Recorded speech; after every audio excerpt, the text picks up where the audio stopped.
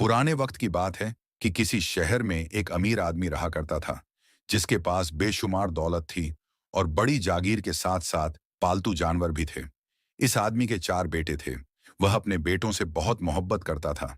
उसे इस बात की हमेशा फिक्र रहती थी कि अब मैं बूढ़ा हो चुका हूं, कहीं मेरे बेटे मेरे मरने के बाद एक दूसरे से खफा ना हो जाएं।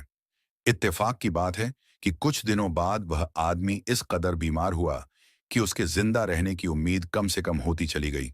इसने चारों बेटों को अपने पास बुलाया और खास मुलाजिम को हुक्म दिया कि 4 संदूकों का इंतजाम करें। बेटों को उसने बताया कि जब मैं इस पानी दुनिया से चला जाऊं तो मेल मिलाप के साथ रहना, साथ रहने में बड़ी बरकत होती है। मैंने तुम्हारे साथ बहुत कुछ छोड़ा है। मेरे कमरे के चारों कोनों में एक एक संदूक है, जो तुम सब अपनी अपनी पसंद से ले लेना। फिर बेटों को उसने रुखसत कर दिया। थोड़ी देर बाद संदूक आ गए।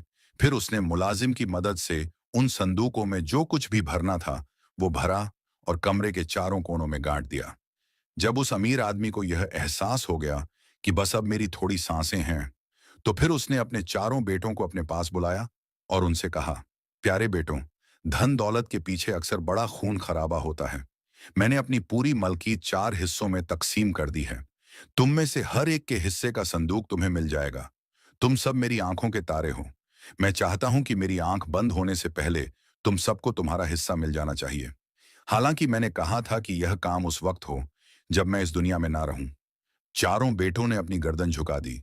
फिर बाप ने सबसे छोटे बेटे को अपनी पसंद का हिस्सा मुंतखाब करने को कहा।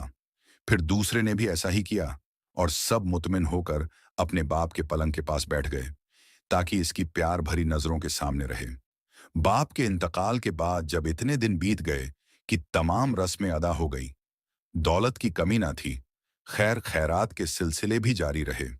आखिर एक दिन सब भाइयों ने फैसला किया कि अपने अपने हिस्से का संदूक देखा जाए। मरहूम वालिद ने किसको क्या दिया है। चारों ने अपने अपने हिस्से का संदूक निकाला तो बड़ी हैरत हुई कि एक संदूक में ढेरों हीरे और जेवरात थे और दूसरे संदूक में सोना भरा हुआ था। तीसरे और चौथे संदूक में कुछ भी नहीं था। उनमें से एक में मिट्टी और दूसरे में हड्डियां भरी हुई थीं। जिन बेटों को सोने और हीरे जहरात वाले संदूक मिले, वह बेटे बहुत खुश नजर आए, लेकिन जिनको मट्टी और हड्डियों वाले संदूक मिले, उनके चेहरे लटके हुए थे और उन्होंने ऐसे संदूक कबूल करने से इनकार कर दिया और पुरजोश अल्फाज में शिकायत करने लगे कि मरहूम बाप का तो कहना था कि सबको बराबर मिलेगा, क्योंकि चारों भाई अपने बाप को इंसाफ पसंद और नेक दिल ख्याल करते थे।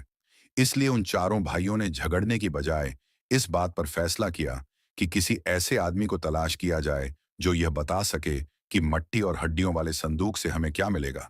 जब तलाश करने के बाद उन्हें कोई नजर ना आया, तो उन्हें ख्याल आया कि बादशाह सलामत के दरबार में उनके बाप की बड़ी इज्जत हुआ करती थी। इसलिए बेहतर होगा कि वह बादशाह के पास जाएं, देखें कि बादशाह इस बारे में क्या कहता है। जिन भाइयों को माल मिला था, उन भाई भाइयों ने भी यही सोचा कि बादशाह बहुत अक्लमंद है। जरूर कोई हिकमत की बात है जो 2 संदूक बगैर माल और दौलत के हैं। वैसे तो अब्बा जान ने हम सबको अपनी अपनी पसंद का फैसला करने की इजाजत दी थी। अब यह हमारी किस्मत कि किसको क्या मिला और किसने क्या पाया। चारों भाई पूरी तैयारी करके बादशाह के महल की तरफ चले, तो रास्ते में देखा कि हिता शहजादा घोड़े पर सवार कहीं सैर और शिकार के लिए जा रहा है। मियाँ शहजादे, हमारे बादशाह सलामत कहाँ तशरीफ रखते हैं? शहजादा बड़ी बेरुखी से बोला। वह महल में मौजूद हैं, मगर कुछ दिमागी खलल है। शहजादा यह कहकर आगे बढ़ गया, लेकिन उन चारों को बड़ा ताज्जुब हुआ कि ऐसा नेक दिल और खुदा तस बादशाह पागल कैसे हो सकता है। खैर आपस के मशवरे से तय पाया कि महल तक जाना जरूरी है। मुमकिन है शहजादा अपने बाप से खफा हो और इसने हमें टालने के लिए ऐसा कह दिया हो। जब वह दरबारियों और मुहाफिज से इजाजत लेते हुए महल में दाखिल हुए, तो उनकी मुलाकात शहजादी से हुई, जो शाही बाग में अपनी खादमाओं के साथ मौजूद थी। दरिया दफत करने पर शहजादी ने बताया कि बादशाह अपने दरबार में बैठा हुआ है, मगर आंखों से अंधा हो गया है। यह बात सुनकर चारों भाइयों को बड़ा अफसोस हुआ और ताज्जुब भी कि शहजादा बाप को पागल कह रहा है और बेटी अंधा कह रही है। जरूर कुछ दाल में काला है। चारों भाई कई साल पहले महल की एक आलीशान तकरीब में शामिल हो चुके थे और बादशाह की मलका भी इन्हें जानती थी। इसलिए वह बेधड़क होकर महल की एक खात्मा के साथ जाकर मलका से मिले। मलका ने शहजादे और शहजादी की बात से ही अलग एक बात कही। 12 महीने पहले ही बादशाह का इंतकाल हो चुका है। वो मायूस होकर वापस जाने लगे तो मलका ने उन्हें रोका और कहा कि बेशक तुम बादशाह के पास जाओ। बादशाह अपने दरबार में मौजूद हैं, लेकिन साल भर पहले ही वो मेरे लिए मर चुके हैं। चारों भाइयों की जान में जान आई। मलका ने एक खास खादिमा के साथ उन चारों भाइयों को बादशाह के पास पहुंचा दिया। जब वो दरबार में पहुंचे तो दरबार में हुजूम न था, बल्कि बादशाह अपने वजीर से मशवरा कर रहा था। जैसे ही बादशाह की नजर इन चारों पर पड़ी तो वह पहचान गया कि यह मरहूम दरबारी अमीर के बेटे हैं। बादशाह ने बड़ी शफकत भरी नजरों से इनका इस्तकबाल किया, हाथ से करीब आने का इशारा किया। जब वह चारों बादशाह के करीब पहुंचे तो बादशाह ने वजीर को इनके बाप की खूबियां बताईं और इनके बाप की वफात का अफसोस करने के बाद वजीर के पास वाली जगह पर बैठने को कहा। तब बड़े भाई ने कहा, हम एक खास मकसद के लिए आपके पास हाजिर हुए हैं। बादशाह ने बड़े गौर से हाल अहवाल सुना, मगर अपने मुंह से कुछ न कहा, बल्कि चंद लम्हों तक खामोश से सोचता रहा कि आखिर यह मामला क्या है। चारों भाई इसी ख्याल में थे कि बादशाह सलामत क्या फरमाते हैं। उन्हें यह तो मालूम था कि बादशाह की अक्लमंदी सारे मुल्क में मशहूर है। नक बादशाह के मुंह से निकला कि तुम्हारे बाप ने बहुत अच्छा किया। यह बात सुनकर उन दोनों भाइयों के मुंह लटक गए, जिनके संदूक में मिट्टी और हड्डियां थीं। बादशाह को अपनी बात का एहसास हुआ और अपनी बात को बढ़ाते हुए कहा, जिसके संदूक में हीरे जबरात निकले वो उसकी अपनी किस्मत, और जिसके संदूक में मिट्टी और हड्डियां निकली वो भी कुछ कम नहीं। मिट्टी का मतलब यह है कि तमाम जमीनों का मालिक यह बेटा होगा, और हड्डियों का मतलब यह है कि तमाम घोड़े, मवेशी और दूध देने वाले जानवरों का मालिक यह होगा। बादशाह ने जो कुछ भी कहा सब भाइयों ने इस पर खुशी जाहिर की। बड़े अदब से शुक्रिया अदा करते हुए कहा, आपका साया हम पर सलामत रहे। हम आपके खादिम हैं और हमेशा मिलजुल कर रहेंगे। रुखसत होते हुए बड़े भाई को शहजादे, शहजादी और बादशाह की मलका का ख्याल आया।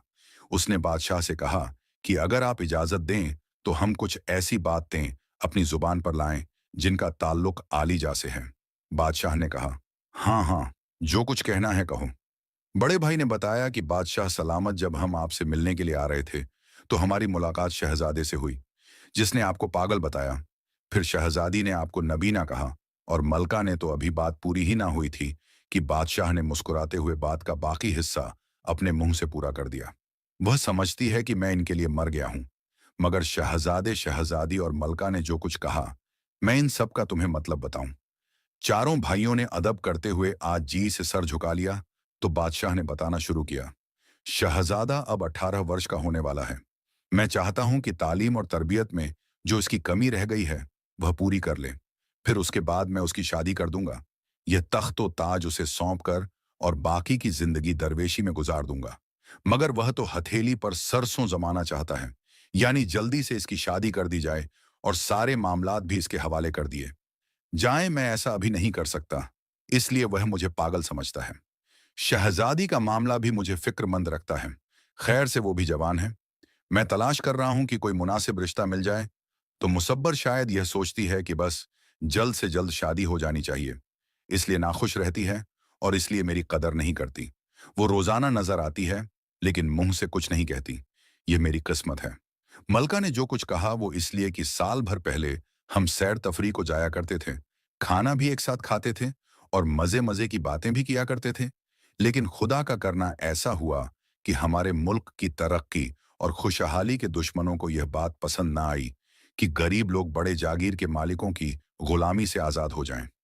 तुम्हें याद होगा कि मैंने बेजमीनों को जमीन देकर यह हौसला दिया कि वह आज अपनी अच्छी काश्त कर रहे हैं और खुशहाली की जिंदगी जी रहे हैं, और वह कितनी अच्छी फसलें उगा रहे हैं। जागीरदारों का ग्रह इन्हें तरह तरह से डरा धमका रहा है। रोजाना बेशुमार शिकायतें और फरियाद सुनता हूं। मैं जब तक मजलूम को जुल्म और सितम से आजाद ना करवा लूं चैन से नहीं बैठूंगा। हर वक्त इसी जगह रहता हूं ताकि कोई फरियादी और मजबूर यहां से खाली हाथ ना जाए। बेशक मलका को मेरी कमी महसूस होती है, मगर उसे सोचना चाहिए कि अल्लाह ताला ने मुझे यह तख्तो ताज ऐश करने के लिए नहीं दिया। जब तक सारे लोग सुखी ना हो जाएं, मेरा सुख किस काम का। बादशाह सलामत यह कहकर खामोश हो गए और चारों भाइयों को भी एहसास हुआ कि हमारे मुल्क का बादशाह कितना नेक और रहमदिल इंसान है। सबने अदब से रुखसत होने की इजाजत मांगी। बादशाह ने दुआ देते हुए कहा, तुम सब मेरी यह नसीहत याद रखना, एक रहो और नेक रहो। बेशक साथ रहने में बड़ी बरकत है। अल्लाह ताला तुम्हें शादो आबाद रखे। दोस्तों, इत्तेफाक में बड़ी बरकत है। अल्लाह ताला हम सबको इत्तेफाक से रहने की तौफीक अता फरमाए। अगर आपको यह कहानी पसंद आई हो तो अपनी राय कमेंट्स में ज़रूर दें और इस वीडियो को अपने दोस्तों के साथ शेयर करें। अगर आपने अभी तक हमारे तारीखी किस्से चैनल को सब्सक्राइब नहीं किया तो जल्दी से कर लें और बेल आइकन दबाना न भूलें ताकि हमारी हर नई वीडियो आप तक सबसे पहले पहुंचे।